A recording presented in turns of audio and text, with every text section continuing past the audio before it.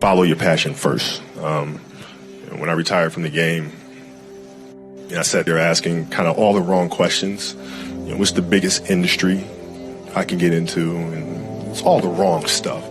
And you got to sit there and ask yourself, okay, what am I truly passionate about? What do I enjoy doing?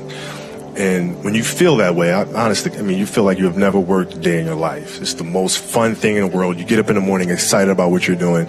And you got to be really honest with yourself about it. If you wake up in the morning and you're dreading going to work, dude, do something else. Right. Do something else. And those are hard decisions to make. But when you make those decisions, it's a very liberating experience. And you find out that the rewards will come. I think the best way to prove your value is to work, is to learn, is to absorb, to be a sponge. You always want to outwork your potential. As hard as you believe you can work harder than that. And that's what I tried to do when I first came in the league. But, basketball is such a direct competition sport. And me coming in at 17, I hated when, my teammates would say, I get hit with an elbow. Right? Shaq would hit me with an elbow in practice. And, Nick Van Exel would come up and say, "Are you okay?" I'm like, what? Are you okay? What the hell's wrong with you?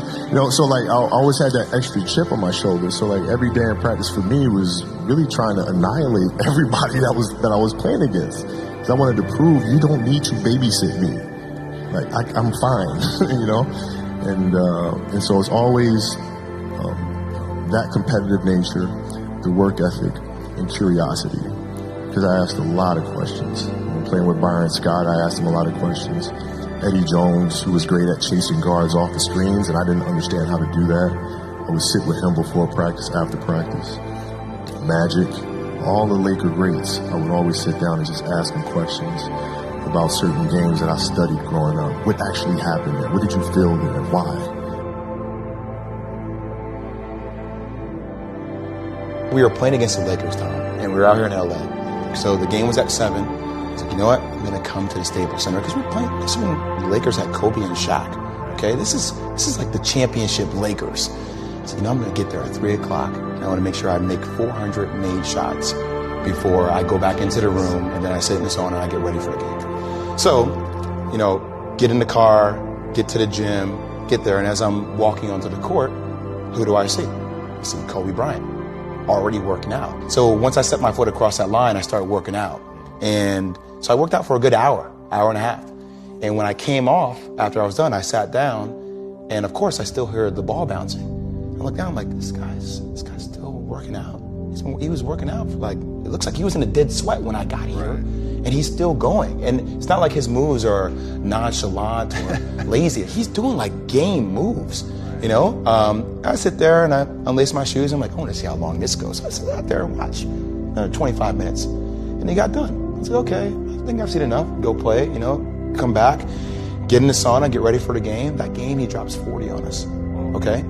And after the game is over, I'm like, I have to ask this guy. I have to understand, why he works like that. Right. So after the game is over, I'm like, hey, Kobe, why were you in the gym for so long?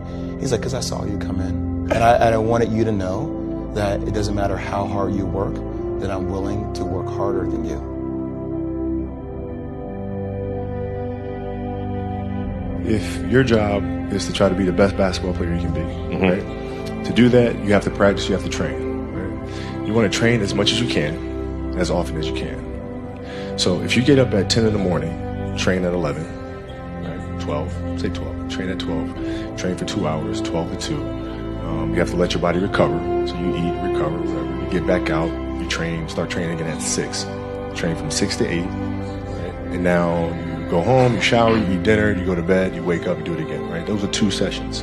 Right? Now imagine you wake up at 3, you train at 4, you go 4 to 6, come home, breakfast, relax, blah, blah, blah. Now you're back at it again, 9 to 11, right? You relax, and now all of a sudden you're back at it again, 2 to 4, and now you're back at it again, 7 to 9. Look how much more training I have done by simply starting at 4, right? And so now you do that, and as the years go on, the separation that you have with your competitors and your peers just grows larger and larger and larger and larger and larger. And by year 5 or 6, doesn't matter what kind of work they do in the summer, they're never going to catch up because they're 5 years behind. Right? So it makes sense to get up and start your day early because you can get more work in. If I start earlier, I can train more hours. And I know the other guys aren't doing it because I know what their training schedule is. Right? So I know if I do this consistently over time, the gap's just going to widen and widen and widen and widen and widen, and they won't be able to get that back. So to me, it was just common sense. I'm like thinking, how can I get an advantage? Oh, start earlier. Yeah, let's do that.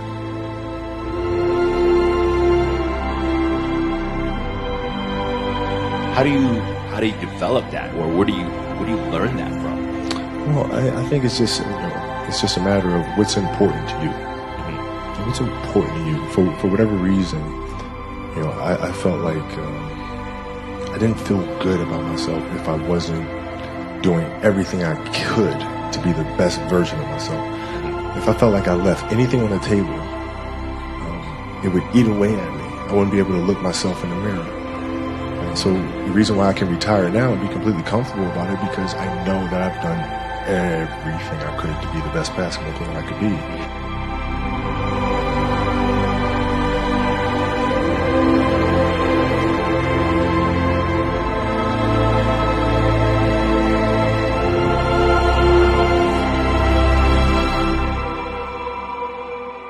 Absolutely beautiful, you guys. I can't believe it's come to an end. You guys will always be in my heart. And